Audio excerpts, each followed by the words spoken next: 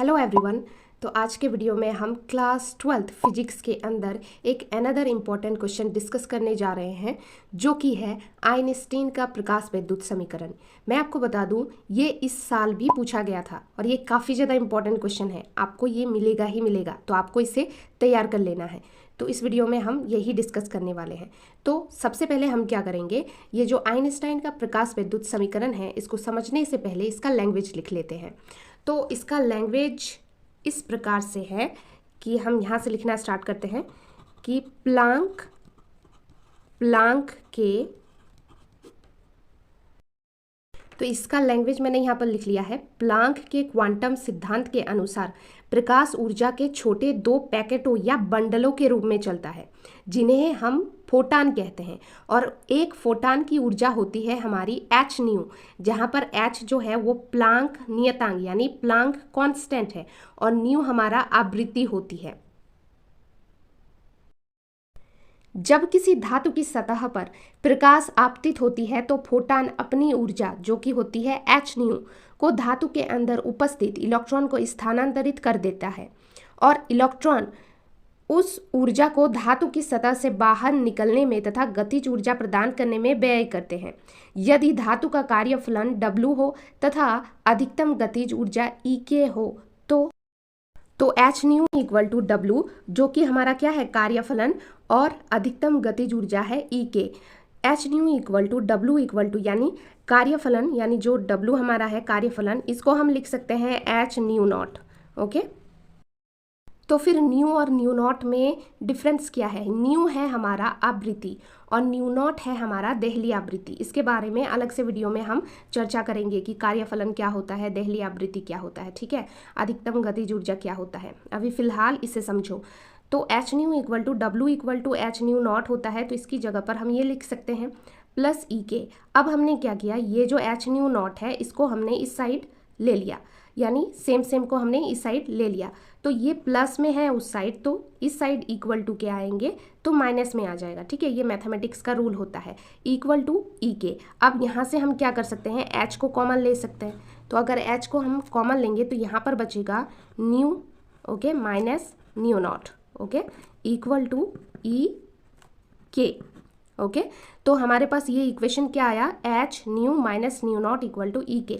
अब मैं आपको बता दूं कि EK क्या है हमारा, EK है हमारा गतिज ऊर्जा, और हमने 10th में गतिज ऊर्जा का एक फॉर्मूला पढ़ा था, क्या था, हाफ mv², राइट। तो EK की जगह पर अब हम वही लिखेंगे।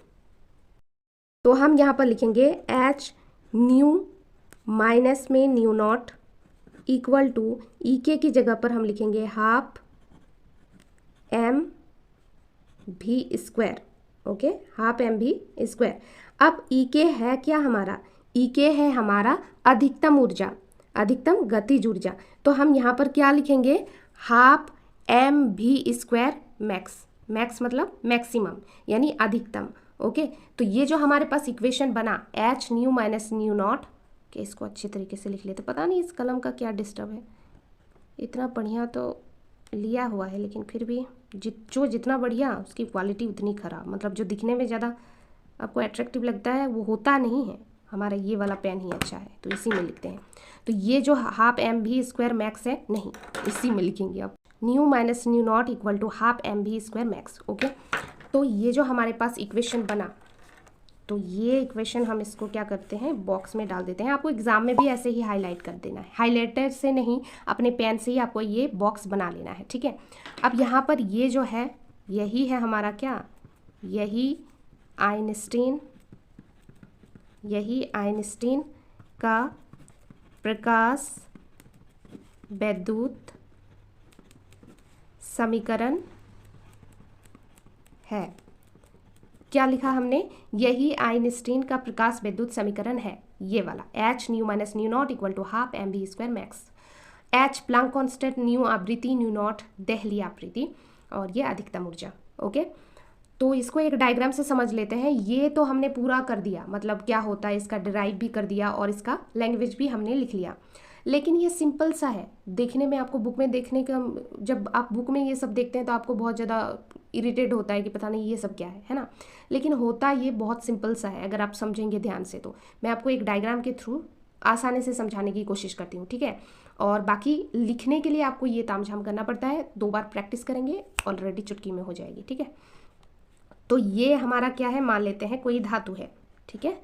तो इस धातु में जब कोई प्रकाश किरण आपतित होती है, ओके, आपतित होती है, तो ये हमारा क्या है, इलेक्ट्रॉन है, और ओके, तो आपतित होती है। तो जब कोई प्रकाश किरण यहाँ पर आपतित होती है तो क्या कहा लैंग्वेज में, फोटान अपनी ऊर्जा hν को धातु के अंदर उपस्थित, मतलब ये जो फोटान है ये जैसे ये आपतित हुआ तो फोटान की ऊर्जा क्या होती है, hν। तो hν को धातु के अंदर उपस्थित इलेक्ट्रॉन, ये जो इलेक्ट्रॉन है को स्थानांतरित कर देता है, इसको रिलीज कर देता है इस धातु में से। धातु के अंदर इलेक्ट्रॉन है, जब कोई फोटान किसी धातु की सतह पर ऐसे आपतित होती है और फोटान की ऊर्जा hν होती है, तो इस धातु के अंदर ये जो इलेक्ट्रॉन है इसको क्या कर देता है, स्थानांतरित कर देता है। और ये जो इलेक्ट्रॉन है उस ऊर्जा को धातु की सतह से बाहर निकलने में तथा गतिज ऊर्जा प्रदान करने में व्यय करते हैं। यदि धातु का कार्यफलन W होता है तो अधिकतम ऊर्जा E और देन ये, ओके। तो आई होप, मुझे लगता है आपको समझ में आ गया होगा। नेक्स्ट वीडियो में और भी इंपॉर्टेंट क्वेश्चन डिस्कस करेंगे, so please stay connected and description box check करना मत भूलना, क्योंकि उसमें काफ़ी ज़्यादा इंपॉर्टेंट क्वेश्चन हैं, आपको हेल्प मिलेगी बहुत ज़्यादा।